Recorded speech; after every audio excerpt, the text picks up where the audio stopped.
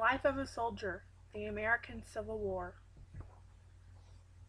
When the Civil War started in the United States was split into two parts because the southern states seceded from the Union. Here the states remaining in the Union are depicted in orange.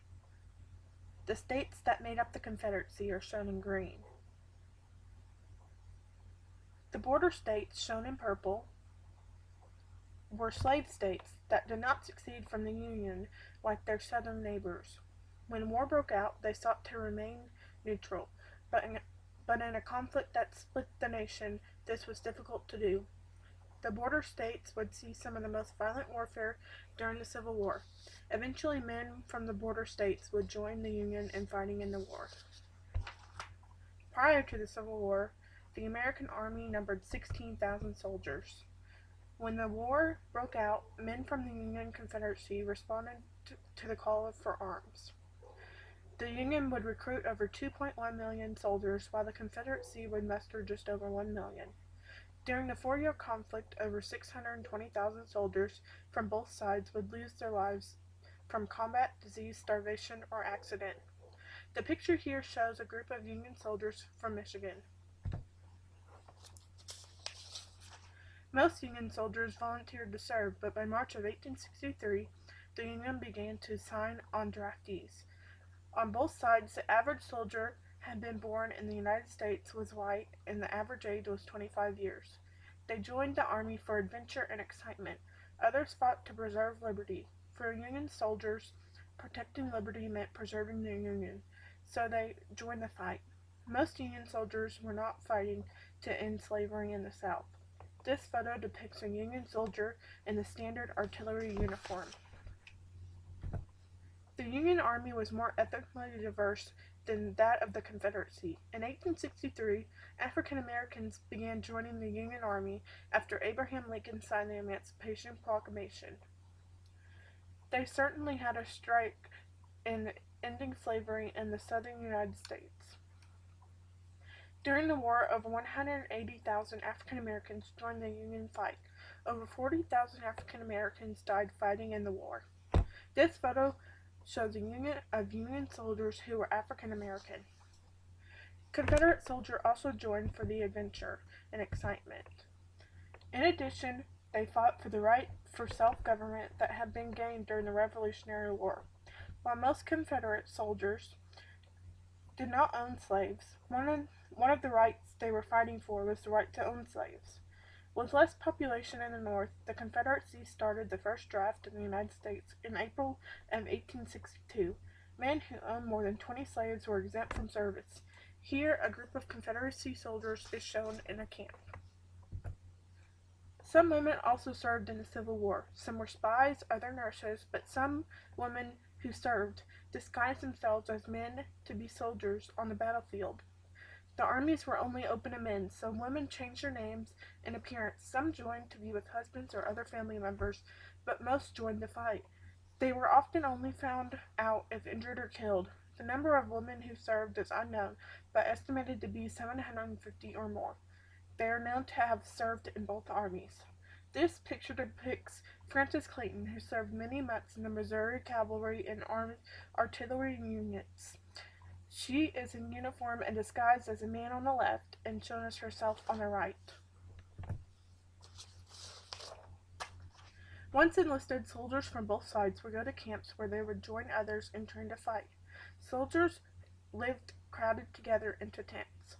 These camps were primitive with poor sanitation and overcrowding. This often led to disease. Epidemics of dysentery were directly attributed to unsanitary conditions. While fighting battles could be terrifying, the majority of time spent in camp consisted of routine chores and boredom. Time at camp was spent reading, playing cards, or just fooling around. This photo shows the crowded tents of a Confederacy camp in Virginia. Once in camp, the soldiers were given minimal food rations. The army of both sides were not used to the logistics of providing food for so many men spread over the countryside. The Union's army staple diet consisted of many hardtack or hard crackers made of flour, water, and salt. These provided the bulk of calories in the diet, in lesser amounts was beef, cornmeal, and molasses. The diet of the Confederate soldiers was different. They did not have flour to make hardtack. Cornmeal made it into Johnny cakes made up the bulk of the caloric intake of the soldiers. In lesser amounts they would be provided with salted meats, dried peas, or beans and vinegar. As the war progressed and supply lines were cut by the Union Army, rations were cut until many soldiers were not provided enough rations to prevent starvation. The picture on the left shows a group of men cooking rations in the camp. The picture on the right depicts a hardtack staple union of the Army's diet. One of the soldiers went into battle quickly, lost their lives for will and adventure. The battles of the Civil War were some of the most bloody and lethal America has ever known. James Weaver wrote describing the horrors of war after the Battle of Shiloh.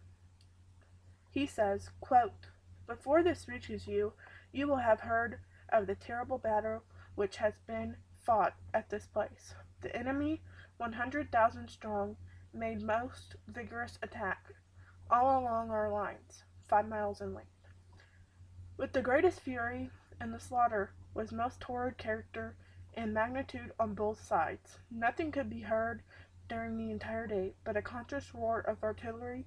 Then came the bitterest contest ever which witnessed on this continent. But the enemy could not stand. The day is over, thank God, and the entire rebel army in the West, badly, fearfully routed, and all cut to pieces and completely demolished. The field is covered with dead for miles in length and breadth." End quote.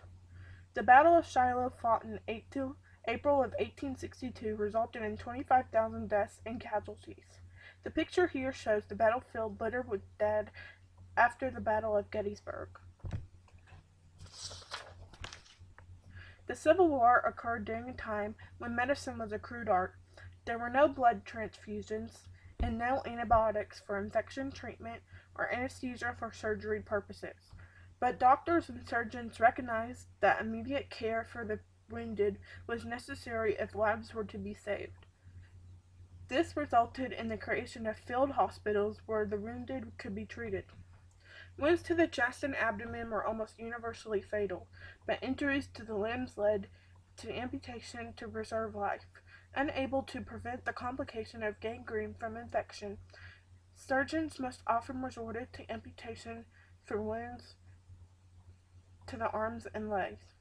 It is estimated that over 60,000 amputations were performed on soldiers from both sides. The picture on the left shows a field hospital surgeon as he prepares to amputate the leg after a battle of Gettysburg. The picture on the right shows a group of Union soldiers recovering from amputation. Other than getting killed or wounded on the battlefield, soldiers worried about becoming a prisoner of war. Andersonville Prison in Georgia would eventually hold over 45,000 Union prisoners. Meant for just 10,000 men, the overcrowding led to unsanitary conditions, leading to disease and death. In addition, food was scarce.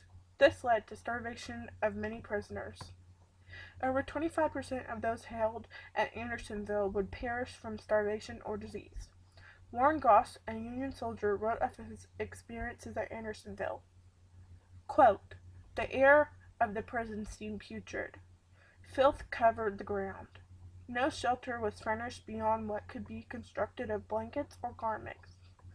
Thousands of prisoners were so afflicted by scurvy, caused by want of vegetables or nutritious food, that the teeth would become loosened, the gums rot away. In other cases, persons wasted to mere skeletons by starvation and disease, unable to help themselves, died by inches of most terrible deaths, with not a hand lifted by those in charge of the prison for their relief. Men died at so rapid a rate that one often found himself wondering and speculating when and how his turn would come, for that it must come, and soon seemed inevitable under the circumstances. It did indeed take more courage to live than to die." End quote. Sergeant Goss's account of his experiences as a prisoner of war raised the question, have we learned anything since the Civil War about prisoners of war and their care while being held captive? After the Civil War, followed by two world wars, the first Geneva Convention on the care of prisoners of war was held. Protocols were developed, assuring that they would receive humane, just treatment. Today, most nations in the world have signed on to the Convention's rules.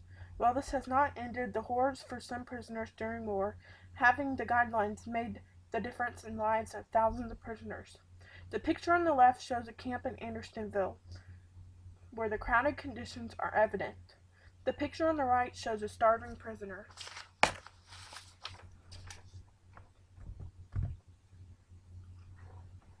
This map shows the countries in the world that are currently participating in the Geneva Convention for Prisoners of War. The different colors represent some modifications of the original documents and the adaptation of these by countries. In total, 188 countries around the world have subscribed to the Geneva Convention.